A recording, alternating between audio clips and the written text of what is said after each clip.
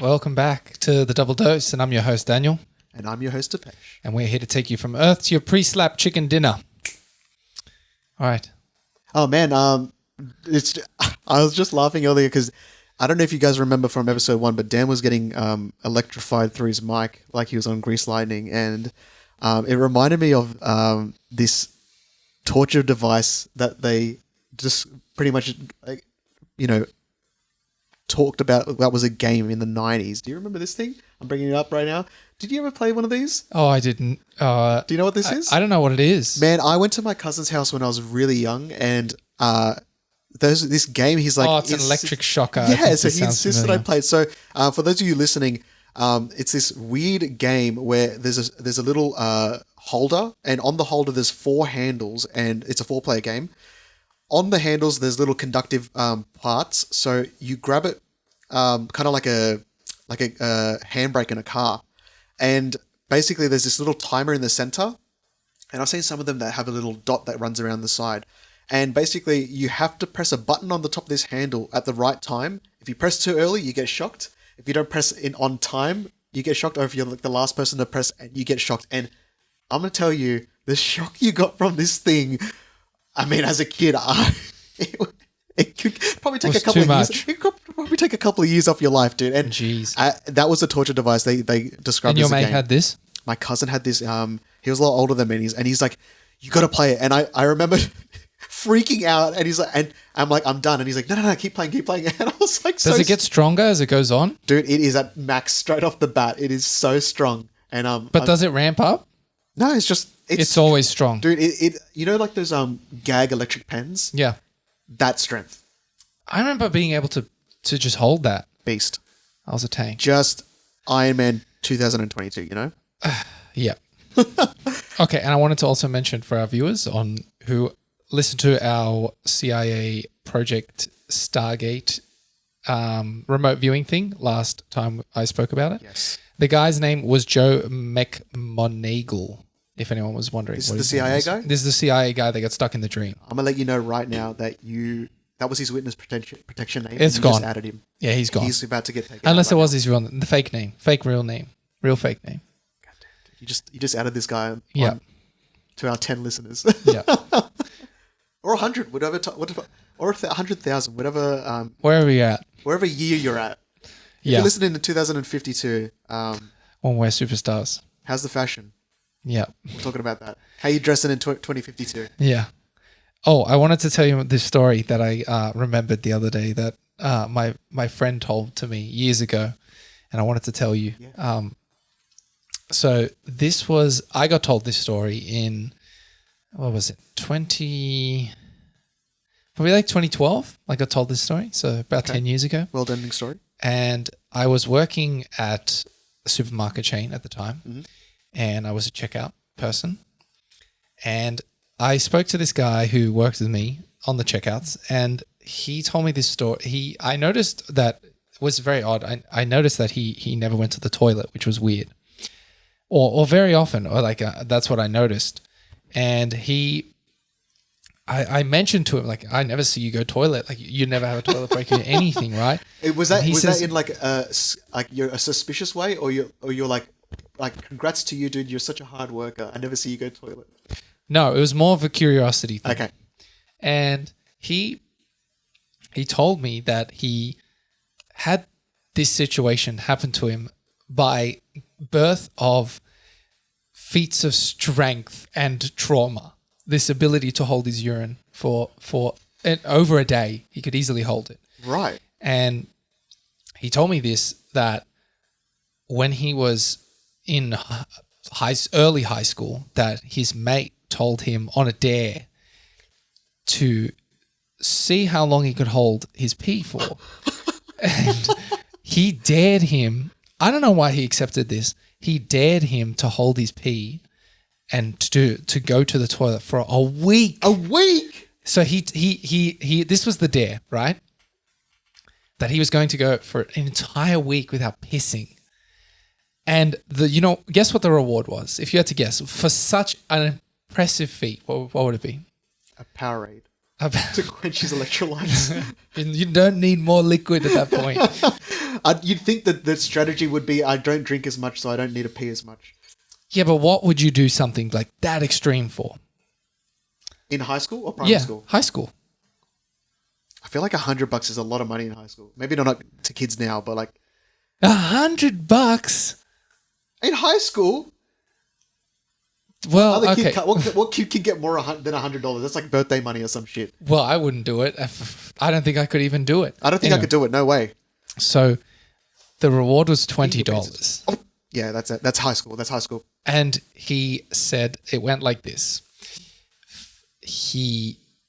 I said, did you plan this out to have, low levels of water and liquids during the day and, think this out? And he just said, no, I'm just completely normal, drinking like normal.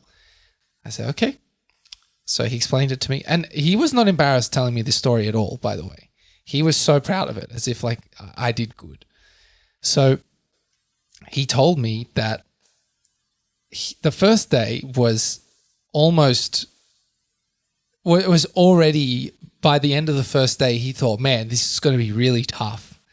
And like for instance, if I wake up in the morning and I got to go, I could not picture holding it all the rest of the day. I'll lose about an hour of sleep in the morning fighting the urge to get up to pee because I need to pee, but at the same time I'm tired. Yeah. So he said end of the first day, it was already insane. And I'm like, okay. Yeah, well, in my mind, if that was happening to me and it's like first day, I would just call it right there. He completes the first 24 hours, right? He does it. The next day, he's waking up. He says he's in agony, right? Yeah. He says it's like killing him. It did not stop him.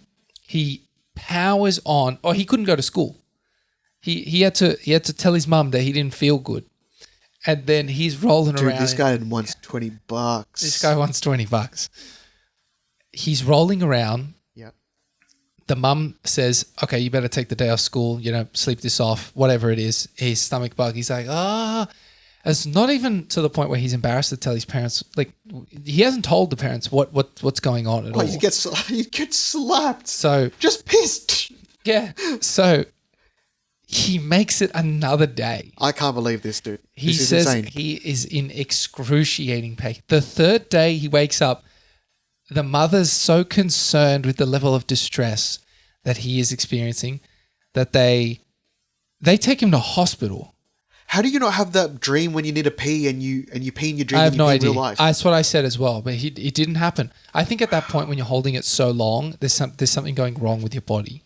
Anyway, his gut is killing him, and the mother says, "Okay, we're taking you to hospital." And instead of just going at that point, I'm just gonna go toilet now and make it feel better and not go to hospital. He goes to hospital. What? He goes to hospital. Oh my God, dude. And he gets there and they rush him into emergency because they think his like appendix is going to burst. And they do all the tests and they do a scan and the doctor comes in and goes, they say to the parents and everyone, his bladder is like 3 times the size of human capacity right now. And it is like swollen beyond belief. His gut was like expanded. That's how big it was. What? Has to be a mutation to be able to hold your pee. Dude, I've held my pee to the point where the pee's just like, I'm coming out. Yeah. What are you going to do? So, okay. At this point, they tell the parents and he is still holding up the charade that he doesn't know what's going on. Honey, are you sure you don't want to just pee? He's like, so the doctor goes, all right, so we know what the problem is. We also just have to understand why you're not peeing. Like, what's going on? There's a blockage. And as soon as the mum leaves, he pulls the doctor aside and he goes, Doc. He pulls him and he goes, Doc, I just got to tell you. Let me tell you something. Have you had $20 cold hard cash? I've been holding it. And he goes, what? He goes, I've been holding it. He goes, you better go to the toilet now or it's going to burst and you're going to die. Like we were thinking about removing it. That's how big it was. Because if it bursts in you, it's just like all this stuff that's going in your body that shouldn't be there, right? It's like acid. It's waste. It's waste excrete, right? He said the doctor's like, you're a fucking idiot. Go to the toilet now. He said when he went to go, he couldn't go because he had been holding it that long that the body was like not ready to let it happen. It was too much buildup. That is ridiculous, dude. I can't believe I don't know how he would have the strength to hold on for that long. Even if I was as smart as him, I'd plan it. I'd wear a fucking nappy just in case, dude. Like I'd be worried I'm gonna die. Oh yeah, but the thing is, as soon as I felt the pain, I'd call it in. Yeah, I'm pissing. Okay, so and you believe this, dude? He looks at you straight in the eyes and he's like, he believed it. I believe it only because he had. I'll get to it in a second. Why I believed it. Okay. So he went and he went to the toilet and he said it was like passing a kidney stone. Oof. The pain to go because he had been just, holding it that long. It just was too much. But he eventually went and it was like, he said it was like a stream for over 5 minutes constant. That's how big it was. That's how pigs pee. And then after that, he said that his bladder had permanently stretched his body. I was picturing this like flappy bladder. Yeah, just flappy balloon inside the stomach. This was the reason he could hold his pee for so long. He was able to go to all day without holding it, without going at all. Like even when he said he wakes up in the morning, he doesn't go. He'd wake up and then maybe at the end of the day, he'd just go once. But he said he would go once, maybe once a day or once every 2 days. That would be it from then on. And when he needed to go, he would show me and his gut was like swollen as hell when he would need to piss. And then he would come back and it would be like tiny. So he had this like baby bladder thing going on. Why would you still like wouldn't you want to try and shrink it like you just... He couldn't. He damaged it. Damn, was it worth the $20? He didn't get it because he didn't last a week. What a fucking cop out. You just destroy your body and the kids just like, ha, ha, ha. Yeah, exactly. What's the longest... I mean, you can't really ask about piss, but what's the longest you've gone without taking a crap?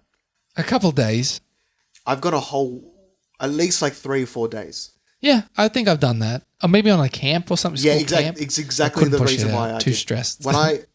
When I went to Canberra with school, I think just mentally I was just I have this thing about public toilets. I hate going in public toilets or a toilet that isn't my own. And I held it this whole 3 days. I didn't go once, and I remember being thankful for not able to go because I was sharing the room with there was like 6 of us to a room. It was like bunk beds and stuff, and there was 2 people in our room who were I would say low on the social ladder. Yeah. We didn't want them in the room, but you get lumped in with them, and we get woken up in the middle of the night, one of these nights, and to crying. Mm-hmm. And the teacher opens the door. He's like, "What's going on? What's going on in here?" And this guy, I won't say his name, but he's just crying. He's like, "Oh, I threw up. I felt sick." And the teacher looked in the bathroom. He's like, "Oh, all right. We'll get something to clean that up. Can you clean that up?" And he's like, "Yeah, and he just started rambling on. He's like, "Yeah, I get sick. When it's really dark, I get really sick. I need to have a bit of light. Otherwise, I get sick." Basically, he got so scared from not having his nightlight at home that he threw up because it was in the dark. Yeah. Okay. This is someone in high school. Yeah. Okay. But he maybe has, fear of something. You're in high school. You should not have a fear of the dark. Yeah. Well, you don't know. Like he might have been like.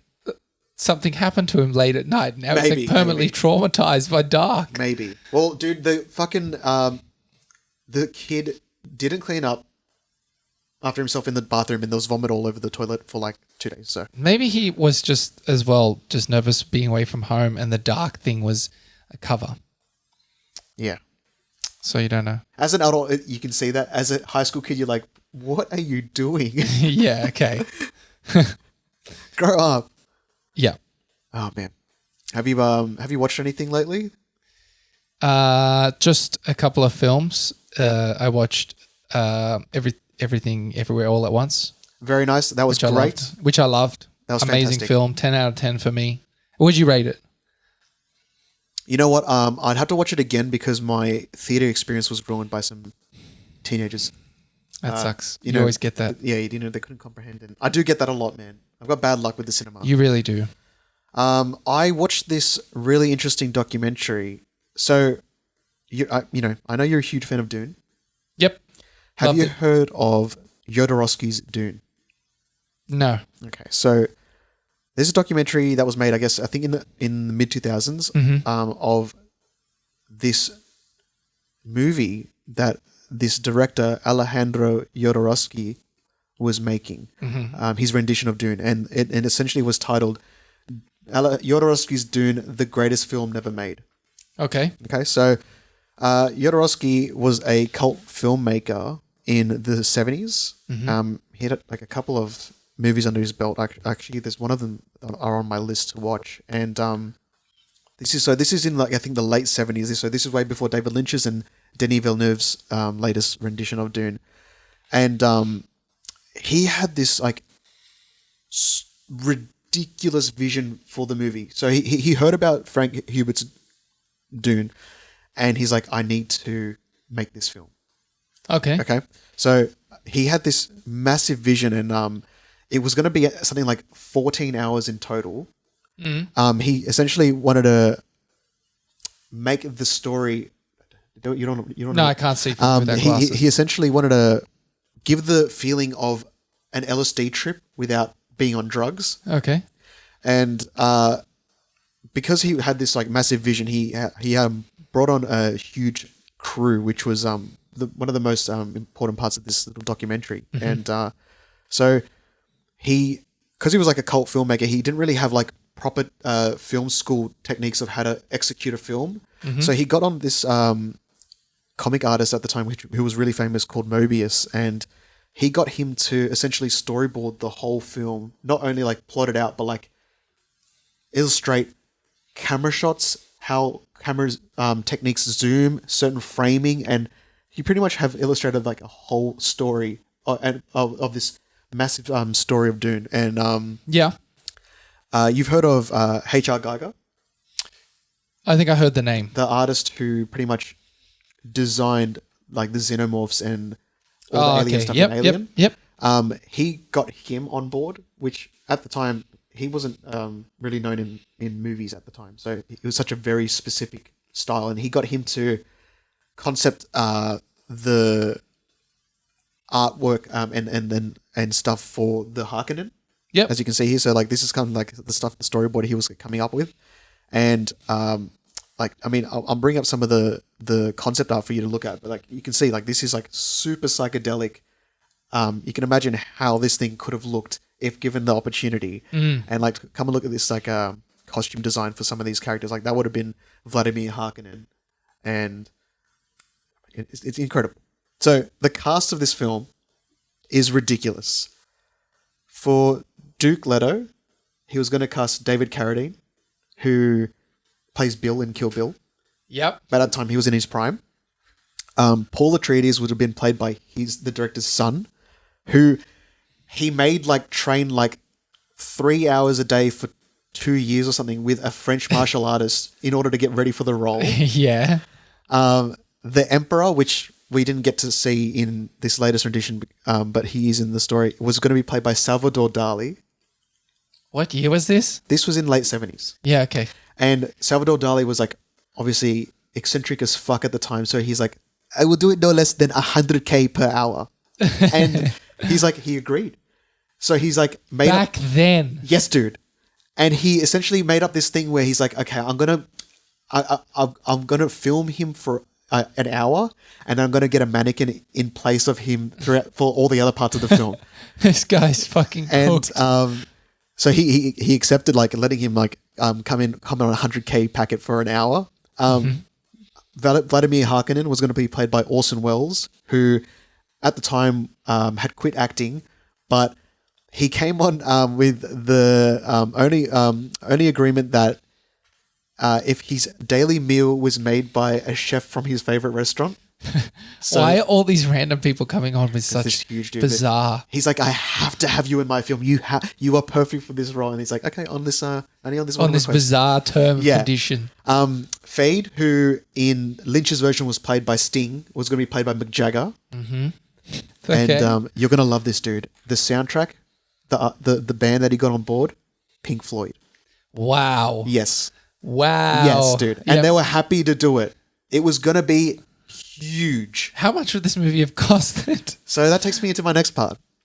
So this was this was a lot of pre-production. Mm-hmm. He was building this big team, and this is in the 70s, so no one had seen anything like this before. This is before things really took off. Salvador Dali. I hope I'm not getting this wrong. It's either late 60s or late 70s.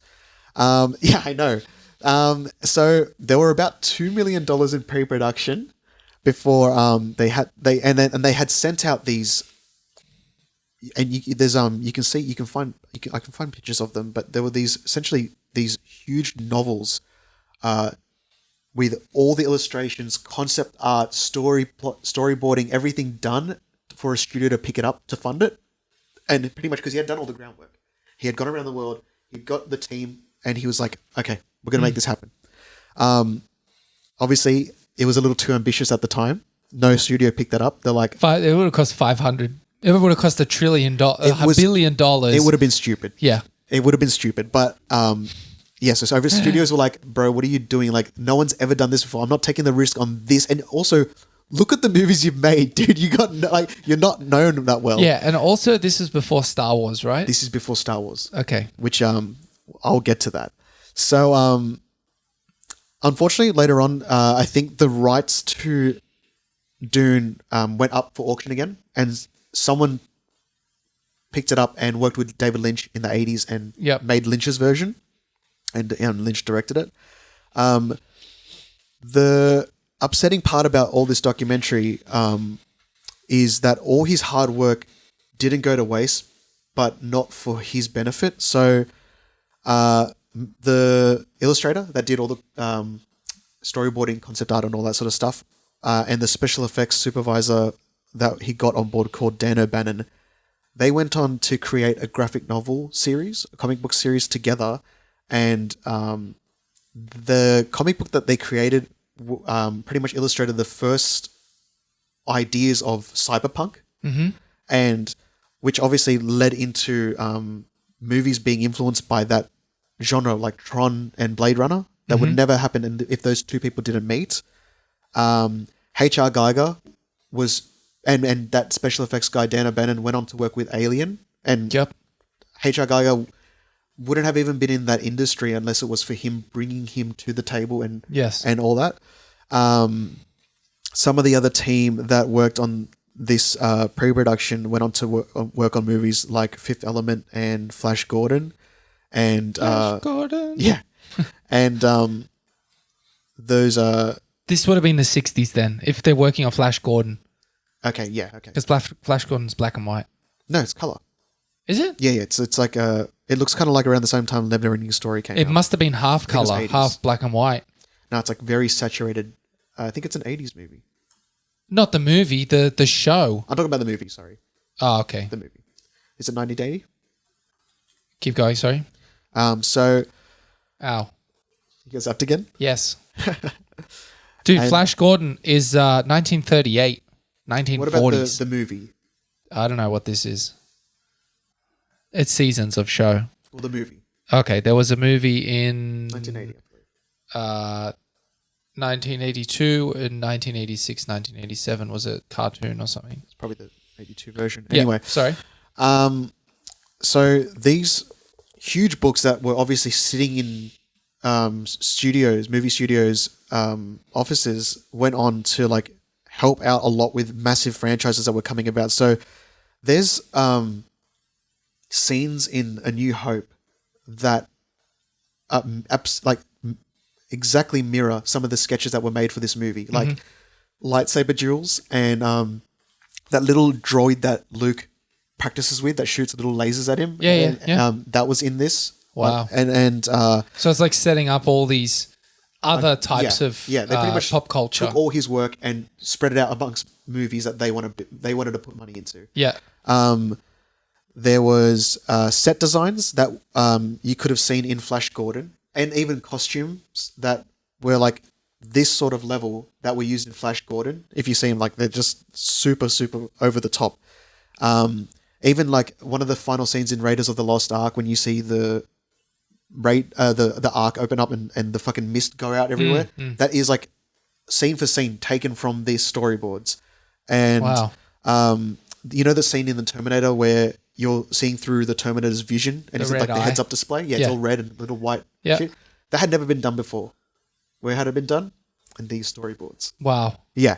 And yeah, man, it's crazy. Even all the way up until like Prometheus, which was, I don't know, after 2010. One of the space jockeys' buildings looks eerily reminiscent of H.R. Geiger's artwork for the Harkonnens. Wow. Yeah. So this guy put in so much work, got sent back, and then all his work got used. So H.R. Geiger's, did he get paid for doing all this work and drawing? I'm not sure. Or his concept art? I'm sure the pre-production got paid. Like everyone got paid, for the pre-production stuff. But after that, obviously, they couldn't go on to get the benefits of a massive building the grossing concept film. art and doing all the storyboards and stuff. It's a shitload of time put into it, especially if you're drawing back then, and coloring. And this was like heavy storyboards. Yeah. We'll put it up on the screen for you guys. But yeah, man, what do you think about that? Wow, that's pretty cool. And what do you think, though, if the film went ahead, it would have been everything that we're hyping it up to be now? I think so. You think it would have been that good? Because that's a thick book. It's huge. I think there's only 2 copies. That's like a full hand. Yeah. Put to the max. I think there's only 2 copies that exist at the moment. You can find a digital version online, but it is so detailed that you could animate probably all the sketches and get a movie out of that. Wow. Yeah. So much effort. It's a lot of effort, and I think that he really did have a vision. There's so many iconic movies that we Do you know how much money it would have costed to make? Have they theorized how much? I think they did. I can't remember the number off the top of my head, but it was a significant number. But would it have been the most expensive film ever made at the time? I would think so, because I mean, this guy was like, it was going to be 14 hours long. What? Yeah. A movie? Yeah. Holy shit. It was going to be, he had a massive vision. So was his plan to like break it up over multiple films? I'm not too sure. Because you can't have I'd have to watch it again. Film. There's a lot of information, but it's never been done now. No. Unless it's, creator content. Yeah. But man. Wow. Incredible. But do you know what? The vision. book, I've heard the book is pretty intense, so the 14 hours probably wouldn't be needed to do it justice. Yeah. But just the fact that all these massive movies that are iconic, Star Wars, Alien, Fifth Element, just all took pretty much his hard work. Bits. Yeah. Do you think they looked at that directly though, to then get the ideas and concepts? It's you can't say for certain, but it's pretty like when you say the side for side comparisons, you would. It's just too close. Okay. It's just way too close. Yeah. Especially because his crew went on to work on these films. Oh, okay. Then yes. They would have taken heavy inspiration. Oh my God, we get this cool idea and I'm going to fit it in this other film and that we can squeeze into because I work so hard and it's going to work. You're crazy. That's going to cost too much. Let's keep that book. That's a good book. Yeah. We can make money off this. And apparently like when David Lynch's version came out, he obviously didn't go to the cinema to watch it, but he was so happy to hear that it was a big flop. Why? Because he had put so much effort into his Dune to find out that,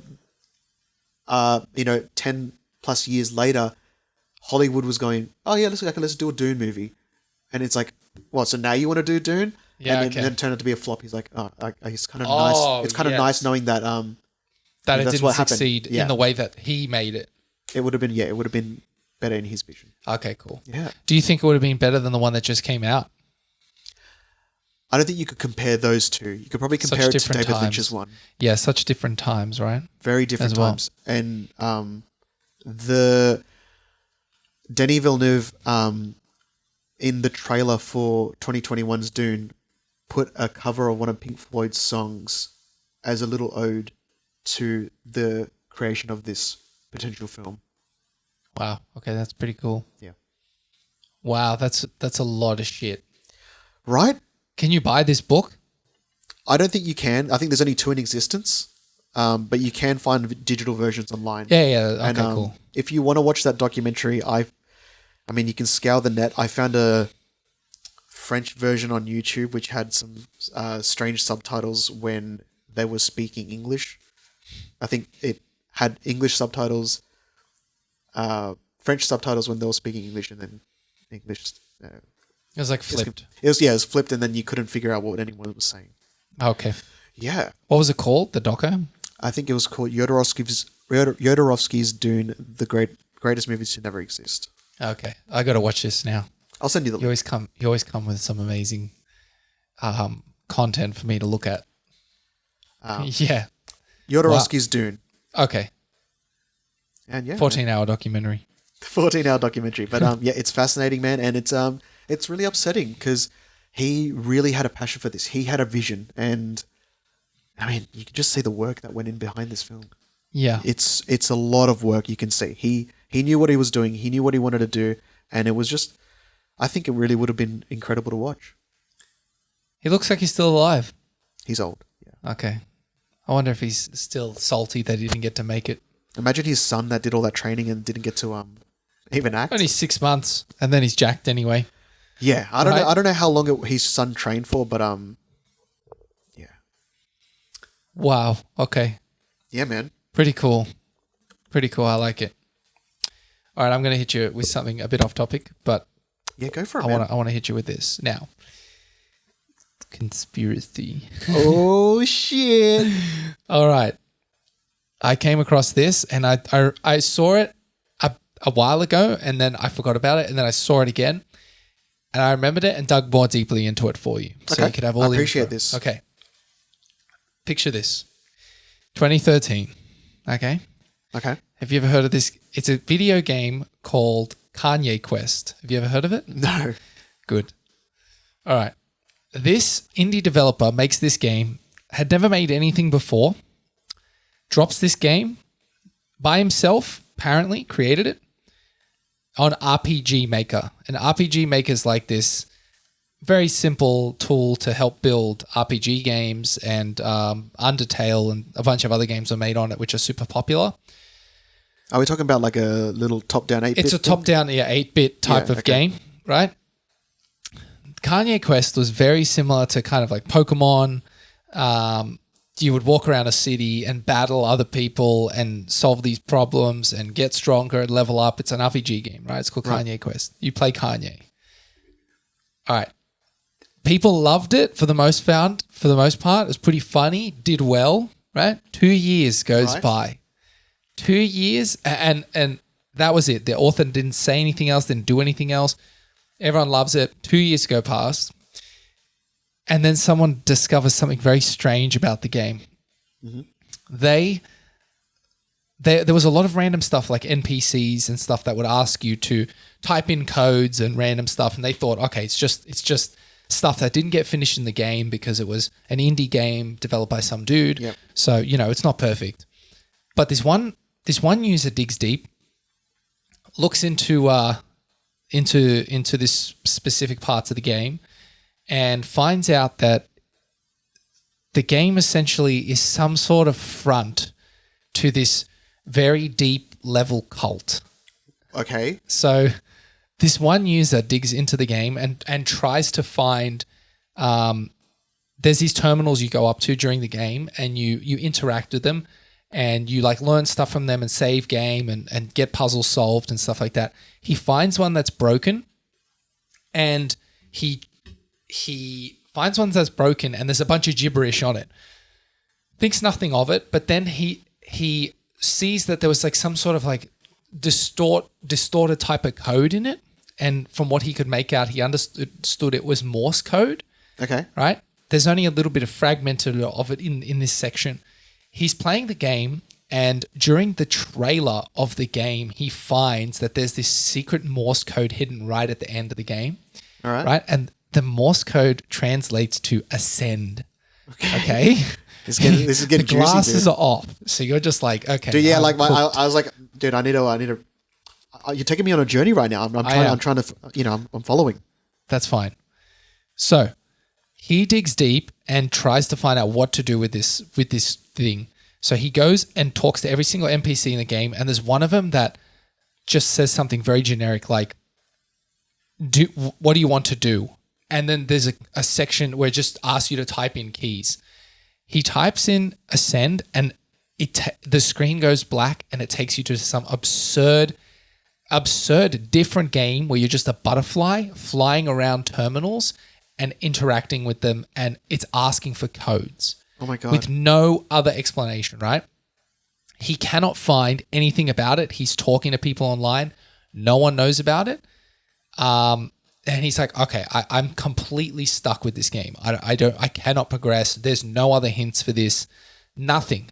And no one had found this as well. So he data mines the game. He was pretty good. I mean, I personally would feel accomplished just to get to that level. Just to get to that level, right? He data mines the game, and so that means like reverse engineers. It looks at the code at a basic level and tries to figure out what's going on. He finds 3 random names, and the names are like Cockeye or Kukai, not Kukai. It's a Kokelana or something like that. Very strange, obscure names that have no meaning, no reference. They're not even English words. They're not real words, okay. They weren't real words, but there was just random stuff. He types them in, finds online on the backhand comment of some random forum, there was some users talking about an investigation into a cult called Ascensionism. Okay. So he's found this online just from these keywords. He found these people talking about this cult of Ascensionism, and he could not. He thought he was stuck. He was like, okay, I don't know what's going on. So he starts calling people trying to get in contact with these people on the forum, and the forum. Oh, so first of all, his first idea is to contact the dev who created the game and go, what is this stuff? The dev comes out and goes, bro, I didn't even make the game. Okay. I got given this game and was told to put it online by some publisher, some random guy. He's like, put this online. You can take the credit for it, blah, blah, blah. I would have been scared to even contact the dev if I felt like I'm stumbling across some cult shit. Yes. So also when you type this code, I'm going incognito mode on these searches. When you type this code into the game immediately says, thank you for finding this.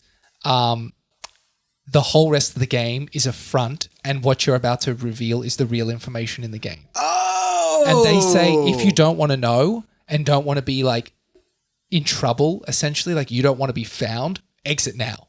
That's some freaky shit, dude. And you know what? Hold on, this is a lot more. I would have exited there. Yeah, I probably would have exited there. Yeah. So anyway, he comes again across this random investigation into Ascensionism, and he had to make real phone calls to people and piece together all this random abstract symbolism, right? And he was asking people, what does this word mean? Where does Ascensionism live?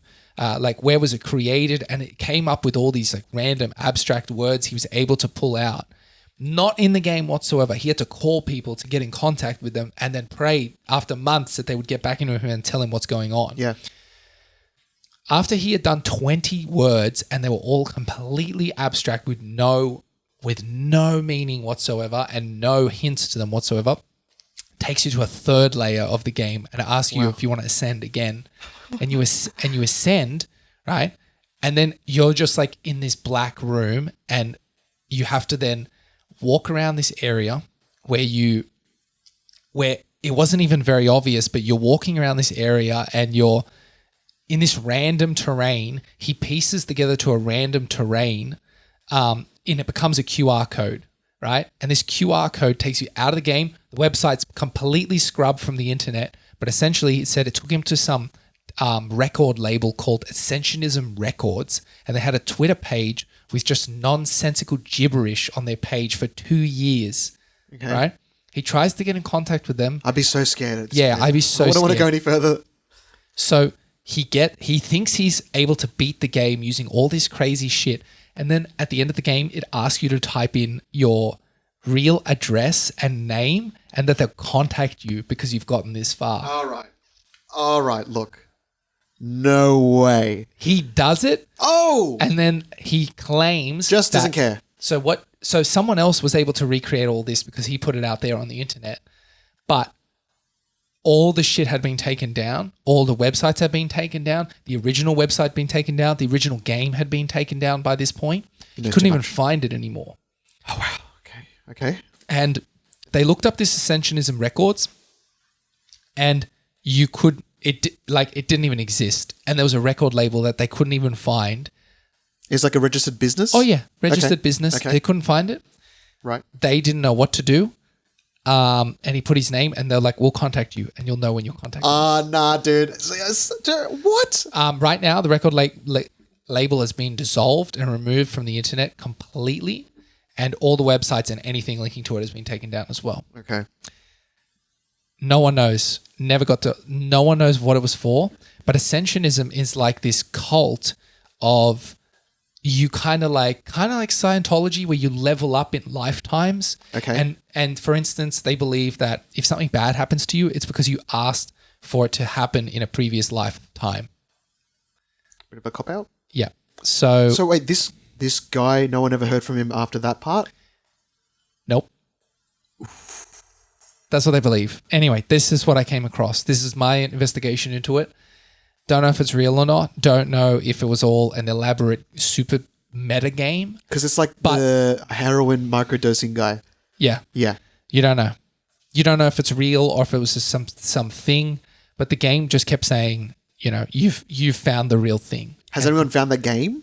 Yeah, you can find copies of the game, but it's not the original anymore. Oh, damn. I was going to say, because you could take this information and try it out yourself to see if you could. Yeah, I think you can. I think you can recreate that stuff in the game, but I think you can recreate a lot of this in the game, but you can't. In terms of like the outsource people to contact you, that's all dissolved. Yes, so apparently that's all gone. You can't go any further. Yeah, the Twitter's down, all this sort of stuff. So. Yeah, Twitter's down. They had all that's left now is some Tumblr with just a password that no one knows.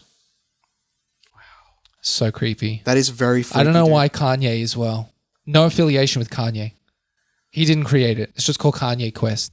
No idea why. What was the original base game? Kanye Quest. Are you Kanye? Yeah. You can't, and you just. But that has nothing to do with the Pokemon, Ascensionism part where you're a butterfly flying around. It's so creepy. The game is so creepy, man. What if he's one of the affiliates? I don't know. Freaked me the hell out when I was listening to this story. Yeah, man. Wow. I would have been so scared. I mean, like, nah, that's it. That's enough. As soon as I become ascended. That's very scary. Yeah. Have you ever heard of some of those Pokemon theories of the game? You mean like missing number and all that stuff? Missing no and kind of like how the world even is. How did it come about? Okay, what do you mean? I heard this interesting theory where the reason that there's barely any parents around and it's just kids going through these leagues is because there was this it's like fan theory. Fan theory. Yeah. Like there was this, I guess, a great war against that all these like adults got destroyed because they were genetically modifying animals and that created Pokemon as a byproduct, and all these Pokemon just killed out a bunch of people and the kids survived. Wow. And then there's another one, but I won't go into the other one because it's half baked. But okay. Well, what I've always thought was really weird is like in Pokemon when they eat meat, what do? Where do they get the meat from? Another Pokemon? Do they eat them? Yeah, and like I haven't seen the show obviously in a long time. It's never explained. It's never explained, but like I haven't seen the show obviously in years and years. But I know like the new Pokemon, like some of them, like They just clearly ran out of things. Like I think one's like an ice cream cone. Yeah, I think one's a chair. It's like, what are you doing? Yeah, it's not good. It's not good at all. Yeah. No, they've had a big run, and they should have just stuck with the originals. But you know what I think it was is that they want to have more cards to collect, more collectibles, more. Once you get them all, it's kind of that people get bored of it. You just got to get more collectibles. Once the sales drop, pump out another 150. There needs to be. I think the first 3 generations are pretty sweet. After that, it got stupid. Yeah. But there's always more Garfamon then. Exactly. Garfamon needs to keep existing. More Garfamon. Can't put him out of business. That's the whole conspiracy, dude. There's only more Pokemon because Garfield needs to keep feeding. Yeah. I'm sorry, Pikachu. I didn't think it had to be this way. Yeah, okay, cool. Well, I wanted to talk about one more conspiracy theory, if you're up for it. I'm totally up for it, dude. Oh, no, first, actually, I came across this crazy fact. All right, this is a bit more offbeat, which is good. Yeah. If you had to guess off the top of your head, what's one of the coldest places you think humans can live in a town? How cold do you think it could be before it's inhabitable? And do they have all the luxuries of like heating and yeah, stuff like they that? got all the tech they want in the world, but it's just like what's reasonable for human existence? That's a tough question because like people are like in Antarctica doing studies right now. They got a bunker there. But I'm talking, but they got a bunker there, but they don't do extended trips there because they can't. There's no. They need food delivered. They can't grow anything there. Right. They can't catch any food there. Okay. So this is an inhabited town, right? It's a town that people live. People can survive, self-sustain. Do you know? Right. So you know what I mean? It's like you can go to Antarctica and live 2 weeks, but my God, it'd be rough and you might die. Eating astronaut food. Yes. That's a tough one. So in this scenario, is there seasons in this area where things can grow? Yeah. It's a real place. This is a real place I'm about to tell you. Greenland or something like that. That's but what temperatures do you think you could survive at? It's in the negatives. Yeah. It'd be below freezing. Yeah. So it's below 0. I don't know. I guess it's like, how long are you going to be spending outside? Well, you're just living your life permanently there. Like, I'm not saying you in particular, but what do you think people can do? What do you think people can achieve? I don't know. Below, I know like -10 like is like an average thing for like if you're in Canada or something. So obviously it's way below that. Okay. And that's like, snowed in type of stuff, right? You're snowed. Yeah. Man, I don't know. It's hard. I'm going to say -30. All right, -30. You're way off. Okay. It's way colder than that. Right? It's way colder. All right, this place, even though it's not even the closest, there's one place that's had a colder temperature before, but this place is the coldest year on year. -67 degrees it gets to. Oh my God. On the regular. And people live here. Oh yeah. People live there permanently. It's a town. It's in Siberia. Oh, right. Okay, Siberia. Yep. -67. School only closes at -55. Dude, those people are tough out there, dude. Tough. Man, did you hear about that family that was found in Siberia and they had no idea that World War II even happened? What? Yeah, I watched this ages ago. Are they that disconnected from the planet? One family? One family. There living was a in the few bush, generations in a little cabin. My God, that's amazing. When they were found, the dude looked so disheveled. Like, I think their pots that they were using to cook with, like, had pretty much almost rusted through. They were like tattered clothes and stuff like that, and they had no idea World War II had even happened. That is amazing. So they had no tech at all, no radio, no nothing. They went full recluse. I think an army found them on a way, and these people just had like there were several things that they bring it up.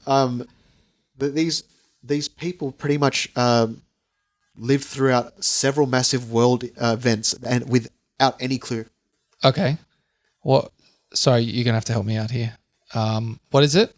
The Lykov family, a family of 6, spent 42 years in partial isolation from human society in an otherwise uninhabited upland of the Abakan range in Tashtypsky district. In Siberia? Southern Siberia. Okay. Since 1988. Wow. Okay, that's pretty cool. So they had no idea about anything going on in the world. They missed a lot of stuff. So yeah, I believe I think they fled to this area in the late 30s. Okay. And they were far away, and they were discovered by a helicopter pilot, who then was like, "Oh my god, this is actually real. You don't know that any of this happened," and then came back with supplies and rescued them. I think there's only one survivor now.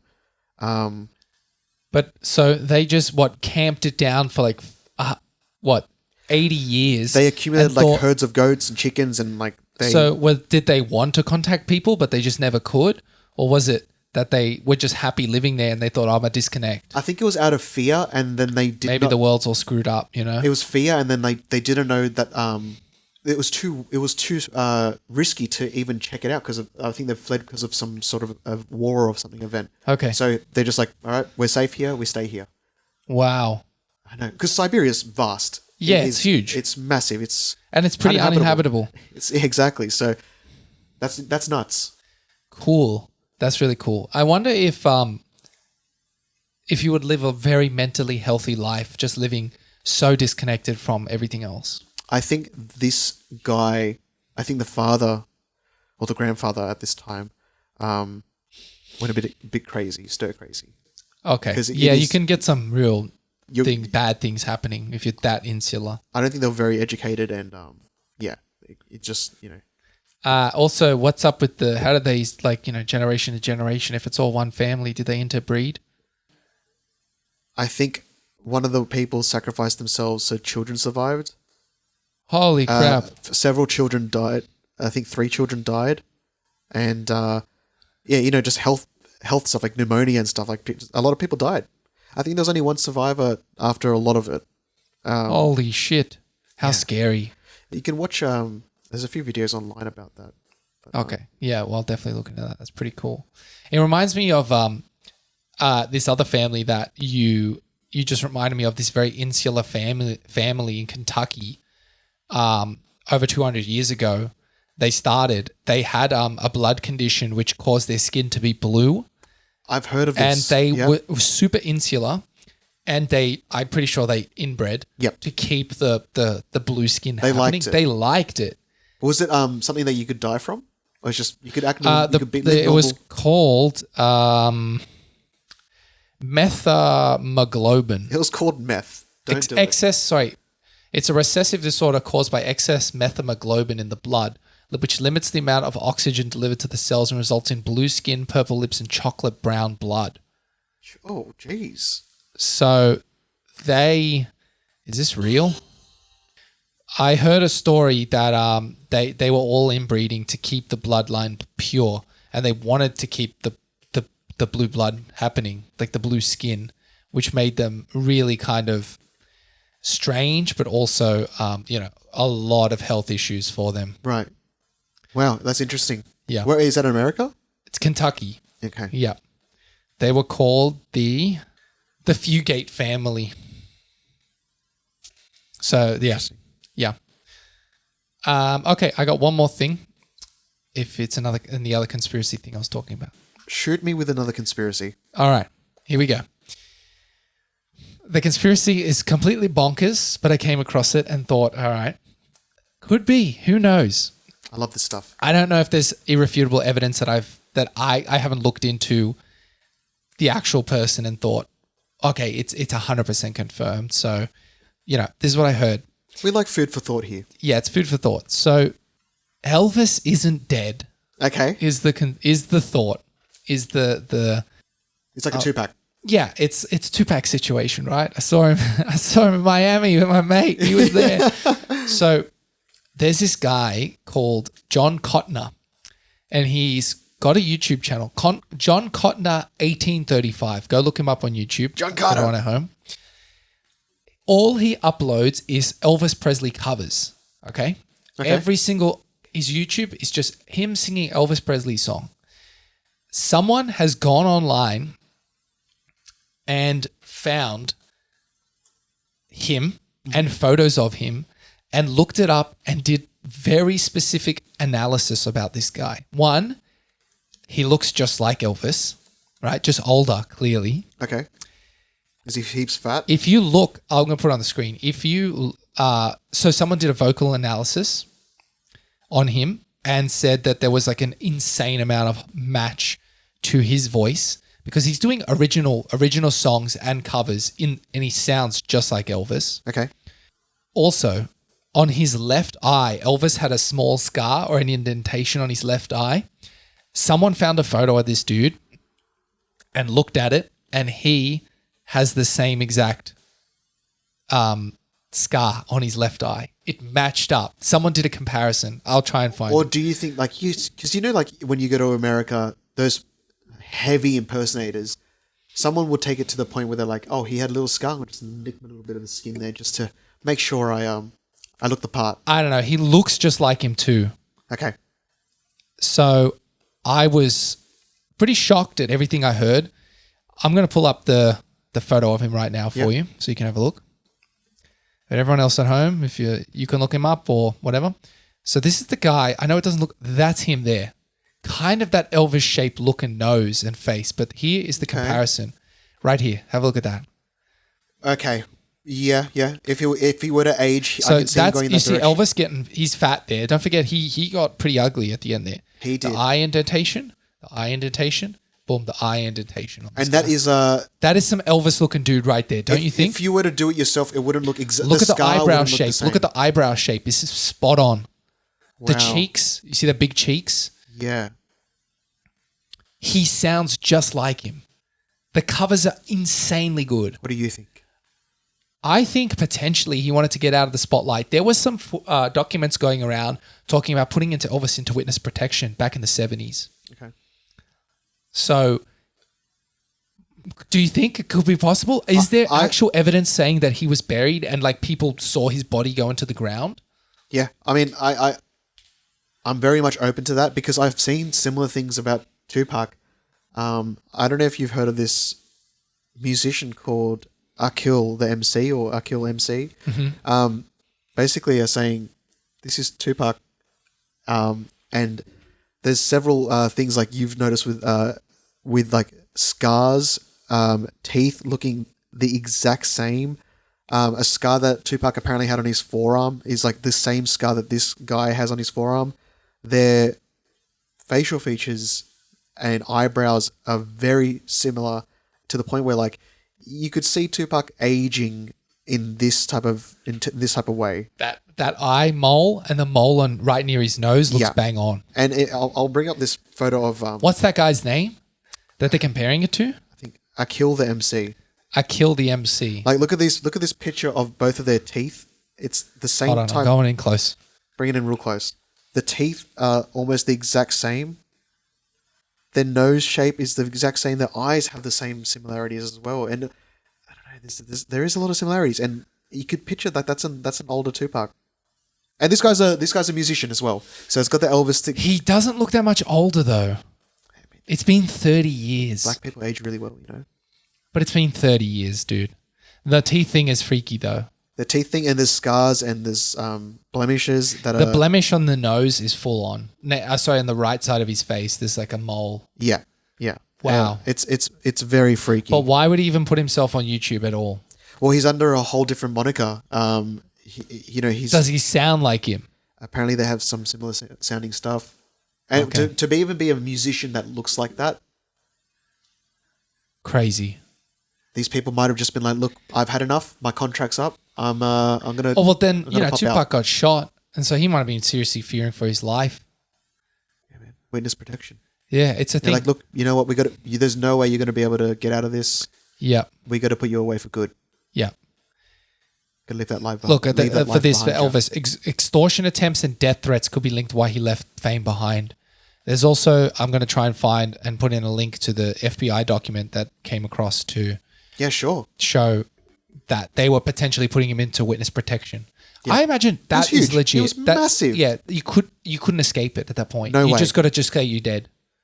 Yeah, because you're at Michael Jackson level. Yeah.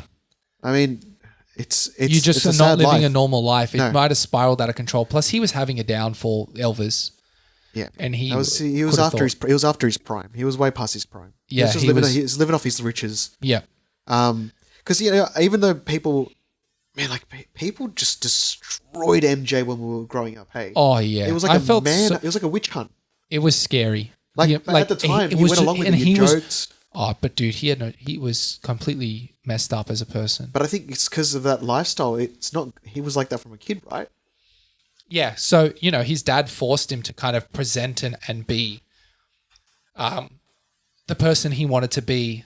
Wanted to make him to be to perform and make money for the family and stuff. But one thing I found out was that he, instead of having wanting to dye his skin to be like a white person, he had that alopecia. No, not alopecia. Vitiligo. Vitiligo. Vitiligo. I think. Vitiligo. I think it's called. He had that, and it caused his skin to go white. Yes. And so when they showed his chest, and there was pictures of it was very spotty around his chest, which he didn't show off very often. He always wore the singlet. And that could have been the one glove thing because it was starting to appear on one of his hands. So he's like, I wanted to hide that. Yes. Yeah. And I heard he potentially went under the skin bleaching to even out his face. Yeah. Because, he's he has to look the part. He has to look perfect all the time. Yeah. But the plastic surgery was just on top of that. Yep. Yeah. Which went a bit too far. Once you mess with the nose too far, that's it. You're gone. He pretty much took it all away and reshaped it. He made it like a fake nose. Yeah. It was like all gone. I feel really bad. Like there's that footage of him paying a bunch of people to pretend they're shopping so he could pretend to shop in a shopping center. Oh, what I love about that is it's not a bad thing. His mate owned the store and closed it down for him so he could feel like it was a real experience. He didn't have to pay anyone. That's nice. His really mate nice. set that up for him. That's nice. But it's horrifying to think that. he couldn't even go to the shop without being bombarded by people. You're just so big. Well, I think that's what happened to Post Malone. Like he's literally like doesn't live that LA lifestyle. He like lives in Utah or something. And when he moved out there, he just went to the shops and people were like, "Oh my God, what are you doing here?" He's like, "I want to go to shops. I want to go live my life." I think you just get fame way too quickly and you're just like not used to that. Yeah. Man, it's a big, I think it explodes too much for some people and it just gets them. Well, that's like the whole sell yourself. So going incognito by the CIA. That lifestyle, you just got to give it up. Yep. You sell yourself to that lifestyle. You sell yourself to the lifestyle or you just fake your death, which I'm sure has happened 100 times. Otherwise, witness protection wouldn't even be a thing. That's true. So I came across that and thought that was super cool. That is cool. I don't know if it's legit, but he's still posting content. Those photos are pretty convincing. And like I said, like you could probably nick yourself in the same area to get the same scar, but the scar won't heal the exact same way. And that's right. Scar and you're not going to have the same face. If I went and tried to be Elvis, it's like clearly I don't look like Elvis, but that guy did. Yeah. So that's what another thing is interesting. We saw a taste of what Elvis looked like when he was fat as well. And you can only do so much vocal coaching to sound like someone instead of actually being the person that's sounding like. Yeah. I'm definitely not going to show his audio here because that's a copyright for sure. That's how. That's how they get you. That's how accurate it is. Yeah. So that was super cool. I thought. Yeah. Nice. Oh well. I think we're wrapping it up here, guys. I think that's it for this episode, guys. Thank you for watching. Yeah. Thank you, and we love you guys. Stay tuned for the next one. See ya. See you next time.